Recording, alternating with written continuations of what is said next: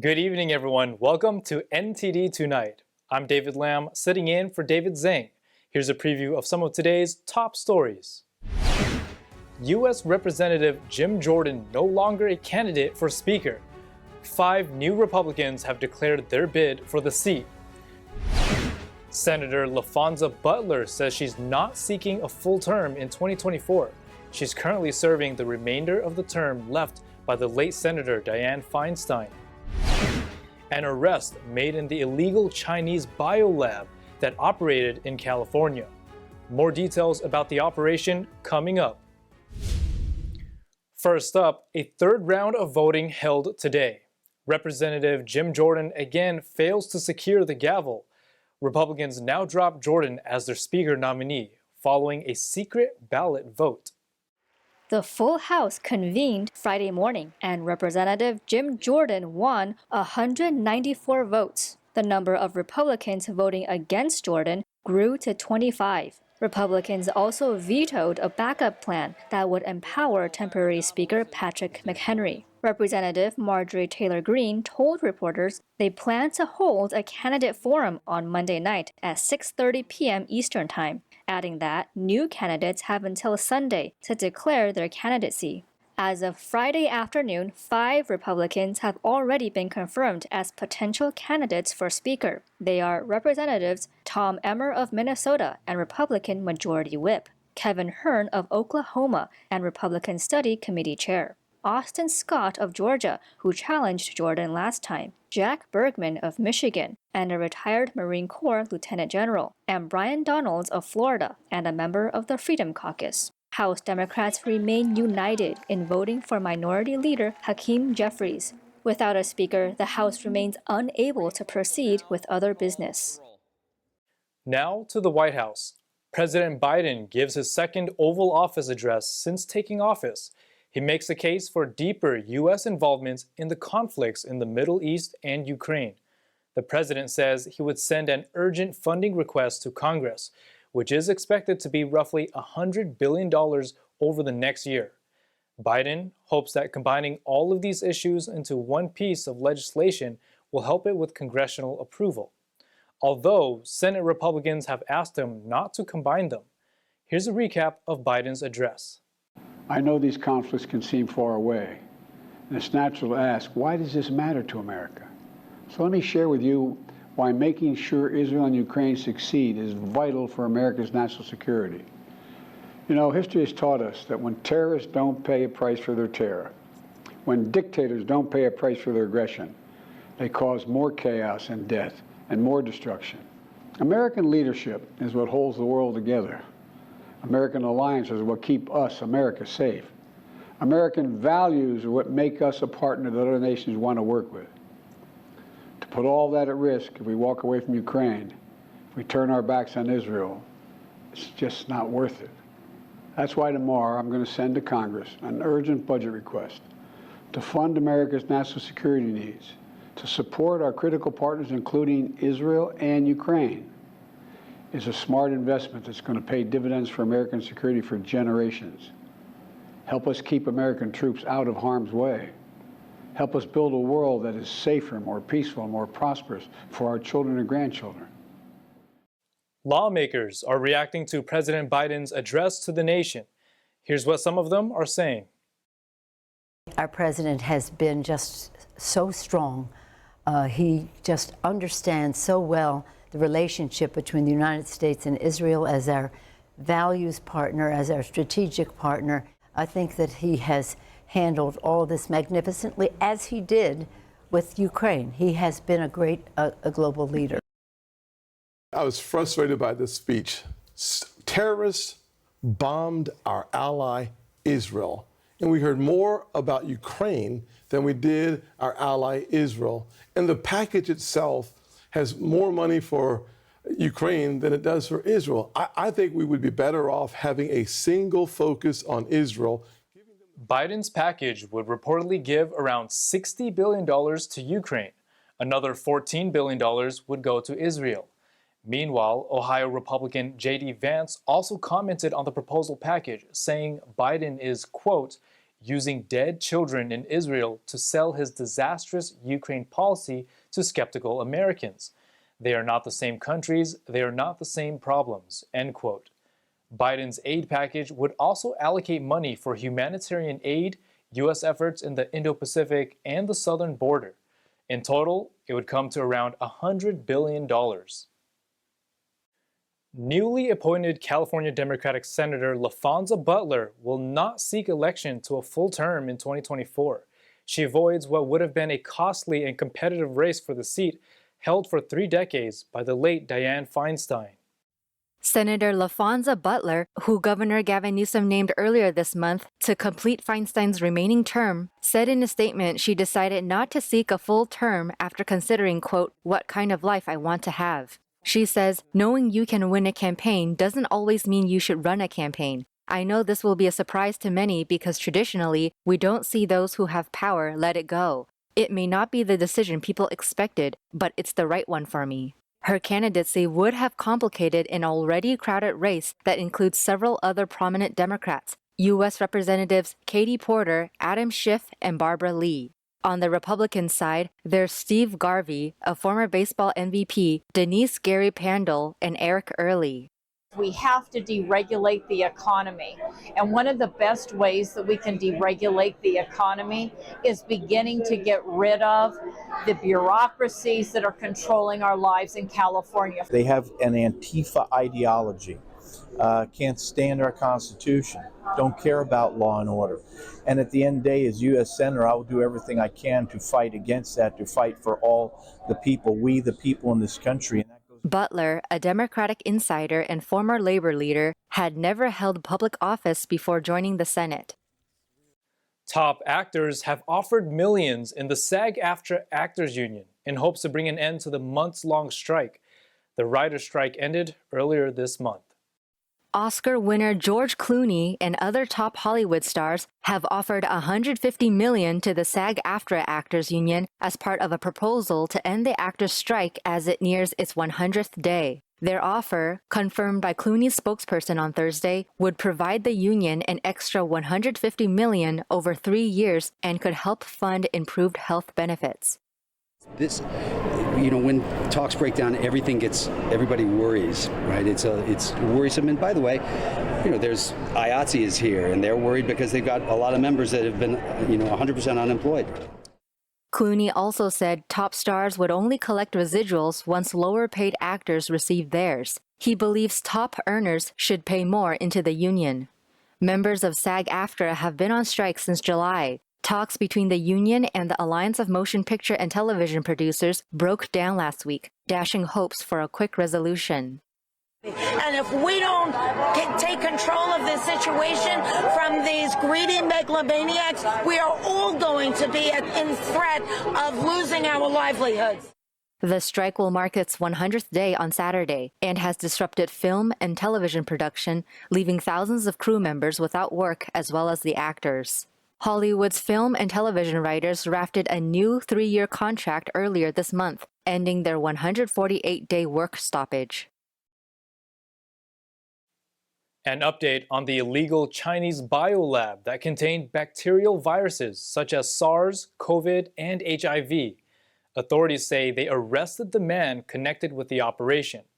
I speak with the Epoch Times' Steve Ispas, who spent several weeks uncovering the web of company connections tied to the Reedley, California lab. Steve Ispas with the Epoch Times, thank you for joining me today. What's the significance of this arrest? We realized that the people behind this company, they have a very complicated and complex background and very troubling background. They have been involved with several companies in at least 10 countries that we have looked at, and they've all been in trouble with the law. The mastermind of this operation is someone by the name of Jesse Jew. He's the one who controls all of these companies. So Jesse Jew, this is a 62-year-old man that is a Chinese citizen and formerly lived in Clovis. So what are some of the charges that he's facing? He's actually a Canadian citizen as well. So the charges for which he was arrested yesterday are manufacturing and distributing unbranded medical devices that are not registered with the FDA. and also for making false statements to the FDA, including his name. He uses a fake identity. These are just still charges. If convicted, he could be in jail for up to 8 years. How did this illegal operation was running for so long before it came into the public's eye or the code enforcement officer? Well, see, what they do is they move from city to city. They change company names, and as we realized yesterday, they even change identity names of the people. So Universal Meditech, which was the main company that was involved with the biolab, has been going through Fresno, Tulare, Reedley, back to Fresno, back to Tulare, back to Reedley. All of these people controlling these companies are also very close related to companies in China that are related also to this Jesse Ju person. But all of this was not regulated, was not approved by the FDA. Going back to the background of the Canadian companies, Jesse Ju and his companies have been sued by the Canadian entities. They've been sued several times, up to $330 million for damages done to those companies.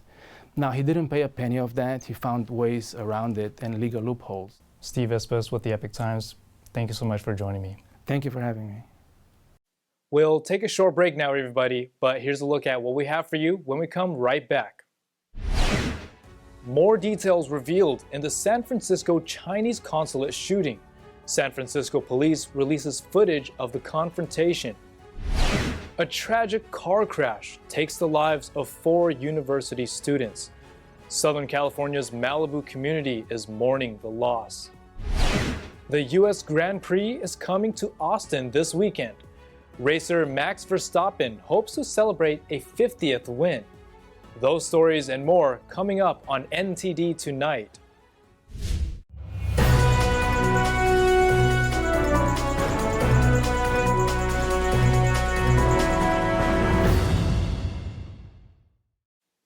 Welcome back to NTD Tonight. I'm your host, David Lam. San Francisco Police Department released footage of a Chinese man who crashed his car into the Chinese consulate on October 9th. The man was shot by police during the confrontation. NTD's Cos Jimenez has more on the incident and the statement by authorities. But just a warning, some of the footage can be disturbing. The body cam footage was released during a 90-minute town hall meeting. That's an online briefing typically presented by the San Francisco Police Department within 10 days of any officer-involved shooting, as part of its public transparency routine. On October 9th, 2023, at approximately 3:08 p.m., the Department of Emergency Management dispatched SFPD officers from Northern Police Station to an A priority 518 call. The dispatcher advised that the vehicle, a blue Honda, had crashed into the Chinese consulate and the driver was armed with a gun. It was relayed by dispatch that 2 security guards were holding the driver and it was unknown where the gun was.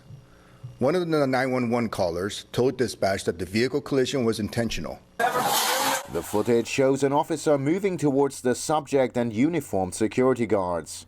According to a statement by police, the man was later identified as Mr. Jiangwan Yang. The sergeant approached Mr. Yang and ordered him to get on the ground, but he did not comply. The suspect can be seen standing against a wall, covering his face. Due to the presence of pepper spray, the officers and others in the lobby can be heard coughing. The suspect then turns around and pulls out a knife, which he wields in a downward motion at the officer. The officer then shoots Mr. Yang at close range. He was later pronounced dead at a hospital. No one else was injured in the altercation. According to police, the only weapons recovered from the scene were a knife and a crossbow, which somewhat resembled a rifle. Police did not say whether Mr. Yang had any connection to the consulate, adding there is no further information for public release as to the motives of the attacker. The department's internal review of police conduct in the incident is continuing, along with a separate investigation into the overall case itself. Cos Jimenez, NTD News. One Southern California university is mourning the loss of their students who were tragically killed earlier this week. NTD's Christina Corona has more from the scene. We're here in Malibu on Pacific Coast Highway, where 4 Pepperdine University students were tragically killed in an accident Tuesday night. The tragic incident occurred around 8:30 p.m. when a 22-year-old driver lost control of his BMW on Pacific Coast Highway. The sedan collided with 3 parked vehicles, tragically impacting the 4 young women who were standing between them. The victims have been identified as Neve Rolston, Peyton Stewart, Asha Weir, and Deslyn Williams, who were all seniors at Pepperdine University. The students were sisters in the Alpha Phi sorority. According to officials from the Los Angeles County Sheriff's Department, all 4 students were pronounced dead at the scene. Fraser Michael Boehm, a Malibu resident, was taken into custody and charged with vehicular manslaughter involving gross negligence. Boehm sustained minor injuries and has been released while the investigation is ongoing. Pepperdine President Jim Gash said in a message to the community, "In the days ahead, we will come together in meaningful ways to honor and celebrate the lives of the remarkable individuals lost to this unthinkable tragedy. We will harness the strength found in the bonds of friendship and the community that unites us." The Pepperdine Chief Academic Officer noted during Thursday's prayer service that all 4 women would posthumously receive their degrees. Many local residents say this street is known as Dead Man's Curve, an infamous stretch where accidents and tragedies occur all too often. Christina Corona, NTD News, Malibu. Educational institutions cracking down on inappropriate books. A California city will soon have a review board that could reject any children's books deemed inappropriate. In Southern California, the Huntington Beach City Council voted 4-3 to create a team to vet what books will make it into the city libraries. A 21-person panel will review any sexual content and re-examine existing books in the children and teens sections, but some disagree with the policy. It's stating that they must be reviewed by this committee before they can be put on the shelves. So to me, that's restriction, and it's a book ban. And yeah, maybe things fall through the cracks. There's process in place for that, not to put a 21-member board together for it. According to Mayor Pro Tem Gracie Vandermark, the policy aims to restrict access to books with sexual content to those over 18 years old. Minors would need a parent's approval to read them. So right now, if a parent gets a library card for their child, they sign the form, they say, here you go. The child can go anywhere in the library to check out any book. Yes, that is correct. And the parental control card would give the parents another option. So no one's forcing a parent to get this card, but with that card, if they choose to not allow their minor children to check out adult books, at that point, the restrictions would be in place. Correct. Vandermark says the new policy is not a book ban, but to empower parents and for residents to have a say in what their children are exposed to. Supporters of the policy say some library books contain sexual activities, demonstration, and nudity. In April, a group of us heard something about some books being at our library, both in the children and the teens section, and that they were obscene and pornographic. And you'll see some behind me or to the side of me. School districts in California are also battling against textbooks. Karen England, an advocate for parental rights, pushes for removing sexual books, LGBT, and DEI content from public schools. We're going to take the open door that there is, and we're going to continue to work to get the sexually explicit material out of the public schools. This comes as Assembly Bill 1078, signed by California Governor in September, allows the state superintendent to buy textbooks for students in a school district if certain instructional materials were banned or not available. David Lamb, NTD News, California. And now for some racing action.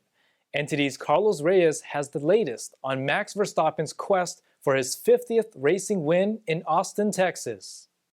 Max Verstappen will be hoping to celebrate the 50th win of his Formula One career at the U.S. Grand Prix in Austin this weekend as the sport kicks off a 4-race swing through the Americas. The Red Bull driver has won for the last 2 years at the Circuit of the Americas, which this time runs to the sprint format with a race on Saturday before Sunday's main event. This will mark the first time Formula One has had 2 sprints in succession, with the race in Texas following on from Qatar.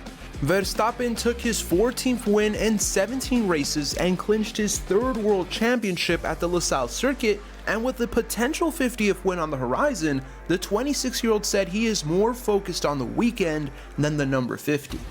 Sitting in 3rd place at the LaSalle circuit behind Verstappen and his teammate Sergio Checo Perez, Mercedes' Lewis Hamilton said he is looking to the future as the sport kicks off a 4-race swing through the Americas. Hamilton is excited, saying all the amazing people back at the Mercedes factory worked incredibly hard during the whole season. Whatever the outcome may be, the circuit promises to be an exhilarating event showcasing the best F1 drivers in the world as they get set to take the US by storm. Carlos Reyes, NTD News. That's all we've got for you tonight. We'd like you to join us again on NTD Tonight every weekday at 9 p.m. I'm David Lamb, sitting in for David Zhang. Have a wonderful weekend.